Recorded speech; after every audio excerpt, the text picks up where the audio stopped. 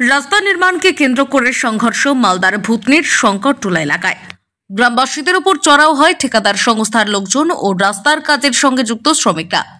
ঘটনায় দুজনকে মারধর করার পাশাপাশি দোকানে ভাঙচুর করা হয় এবং বাড়িতে চলে ইট পাটকেল হামলা। ঘটনাকে কেন্দ্র করে ব্যাপক উত্তেজনা ছড়িয়ে পড়ে এলাকা জুড়ে। ঘটনার পর থেকেই বদ্ধ রাস্তা নির্মাণের কাজ, পলাতক ঠিকাদার সংস্থার লোকজন। বলেছি তোরা এখানে দুজনকে আমাদের মারতে লেগেছে, এখানে ঢালাই রাস্তা হচ্ছে।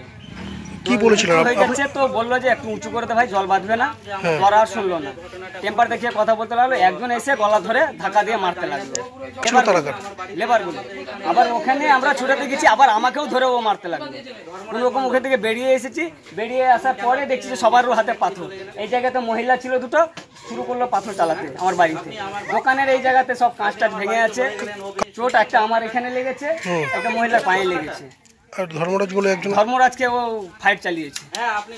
জানা গিয়েছে প্রায় 3 কোটি টাকা ব্যয়ে 267 কিলোমিটার রাস্তার কাজ শুরু হয়। যদিও এই রাস্তা নিয়ে দীর্ঘদিন আগে রাস্তা তৈরির নির্দেশ আসলেও গ্রামবাসীদের বিভিন্ন অভিযোগের ভিত্তিতে রাস্তার কাজ বন্ধ ছিল।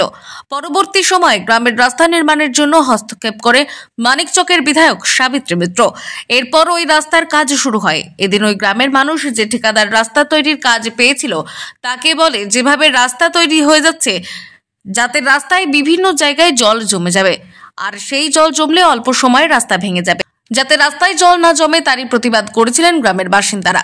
ঘটনায় ঠিকাদার সংস্থার গুন্ডা বাহিনী ও গ্রামবাসীকে মারধর শুরু করে। এমনকি ওই গ্রামবাসী ফোন করে আমাকে তাদের হাত থেকে ছাড়া পেয়ে বাড়িতে গেলে ঠিকাদার সংস্থার গুন্ডা বাহিনী তার বাড়ি লক্ষ্য করে ইট পাটকেল ছুটতে থাকে।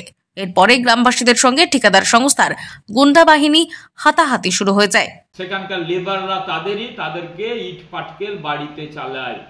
গ্রামবাসীর উপরে হামলা করা হয় তাদের, যারা অভিযোগ করতে গেছিল। তাহলে কি অবস্থায় আছে? গ্রামের লোকেরও নিরাপত্তা নাই, রাস্তারও নিরাপত্তা নাই। ওদের একটাই উদ্দেশ্য, সেখান থেকে চুরি করতে পারলে হলো আমরা সবাই টাকা পেলে মুখ বন্ধ হতে। প্রশাসনের মুখ বন্ধ, সেখানকার তৃণমূলের নেতারও মুখ বন্ধ, উপর লেভেলও মুখ বন্ধ। এই হচ্ছে অবস্থা। মানুষ অসহায় এখন এই সরকারে, কারণ নিজের বাড়ির রাস্তা, এলাকার রাস্তার কাজের যদি সঠিকভাবে না করাতে পারে তা তাদের তো সেই গ্রামে থাকা না থাকা একই ব্যাপার আছে। অথচ তাদের উপরে ইট পাটকেল ছড়া হয়। আমরা ভারতীয় জনতা পার্টি সর্বদাই মানুষের পাশে থাকি। এর অভিযোগ করব বিভিন্ন জায়গায় এবং এর তদন্ত সাপেক্ষে সঠিক যেন কাজ হয়, নাহলে চোরদের উপযুক্ত শাস্তি হয়, এই ব্যবস্থা করব। মালদা থেকে মাধব কুমার মণ্ডলের রিপোর্ট, টাইমলেস ডেপিকশন নিউজ।